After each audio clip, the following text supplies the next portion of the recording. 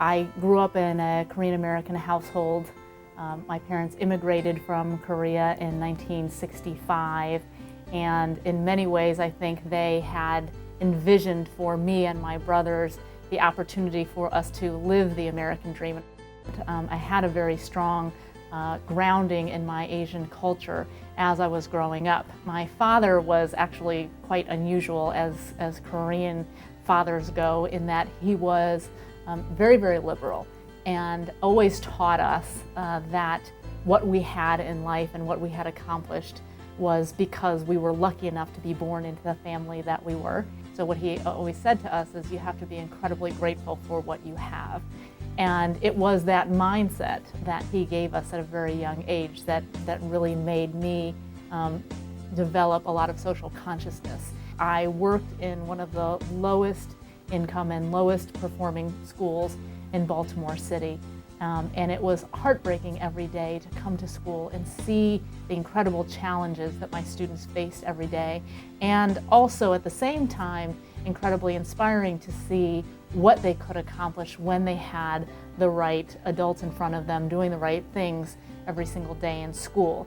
It really drove me to where I am today, to want the same experiences and learning outcomes for kids across the entire city.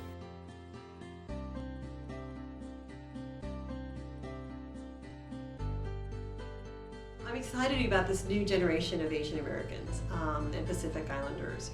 There's creativity, there's energy. I think the most important kind of requirements are really to understand the community. I think a commitment and a sense of service to the community.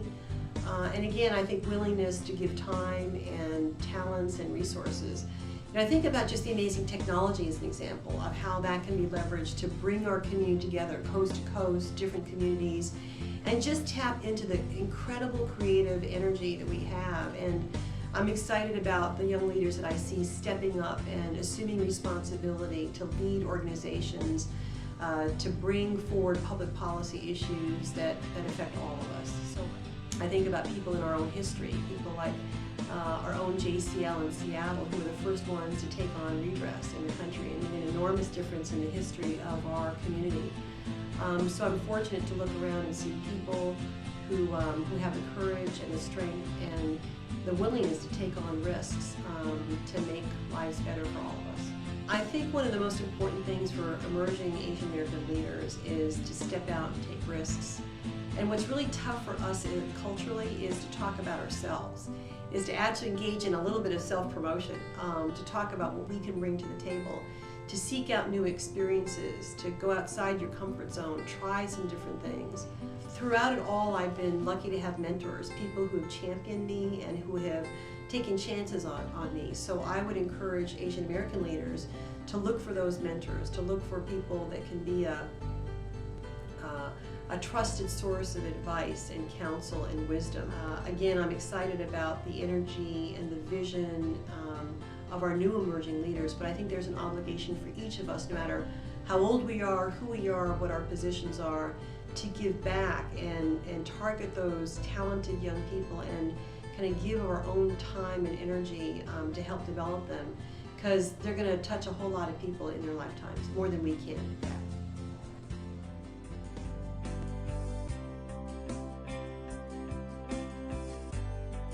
I think that once you're working, I think it's also important that you know how to conduct yourself well, and that goes back to how we're all brought up, our family values, and in particular, I think today you cannot understate the importance of ethics and integrity, which we've all learned over the last few years has been very, very critical, particularly in the business world. I think it's important to have, be able to pick the right mentors. These can be either your direct bosses or other people that you find in the company that you work for that can provide good advice to you, can open doors, can give you the courage to take some steps at times that you might not be thinking that you're ready for, and just kind of just pump you up when you need some sustenance and encouragement in going forward. I think today there's so many choices for Asian Americans to choose from, much more than when I think my generation was starting out, where we sort of was staying with the safe and tried and true, like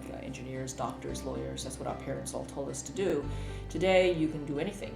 You can go from the arts to business, science. It's much broader than I think the choices, and so that also makes it harder. So I think the important thing is to know yourself and to know what you're good at and your skill set and what your education has provided, and most importantly also to know where your passion is, because you got to follow what your heart is. You got to be excited to go to work every day. Today we also have to remember that there are a lot of firsts for Asian Americans. There's a lot of the first Asian American in a lot of categories, and it's exciting to be the first. But I think you also remember that it's not meaningful unless you're not the first and the only first, that you're not the last, because it's only through your success and paving the path for others is your success really meaningful in the long run.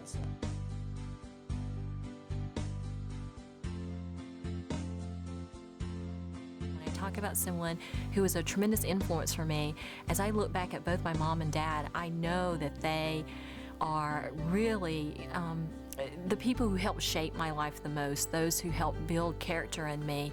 As I think about my dad, he was born and raised in Mississippi in 1920. He was a World War II vet, he was a small businessman, and as children, we had a family-owned business. I grew up working, and I often laugh and tell people I was selling beer and cigarettes at age 6. It's really about curiosity, and it's really about learning and being a learner. And as I think about the younger generation, there are a lot of stereotypes that are already cast upon that population, whether it be their techno kids or kids that are entitled. I think it's really about sticking to your guns, and that is understanding your strengths, knowing who you are, what you're about, and what you bring to the table. And as you think about those things, if we want to talk about stereotypes, the one piece that continues to surface as we talk about Asian Americans is that piece of Asian Americans, especially those that are foreign born, have a lack of self-awareness. And so as I think about that, the one thing that I would tell you is focus on really being honest with yourself, knowing what you're good at, what you're not good at, and being honest about that. I think some of the most successful leaders, and I'll even speak personally about myself, those of us that have been successful have understood what our strengths are and what our weaknesses are. And what we do is we surround ourselves with people who help balance us out so that we can bring out the best in others.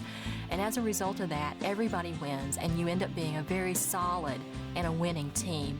And so I would tell you, as a young generation Asian American and wanting to be successful, think about who you are, know what your strengths are, but also fight those stereotypes. Be the first to acknowledge where you have weaknesses and understand, do you talk too much? Are you too quiet? Do you take copious notes? Are you getting outside the box? Reach out and really explore to be creative and utilize technology in the best way that you can so that you can be the leader that you need to be.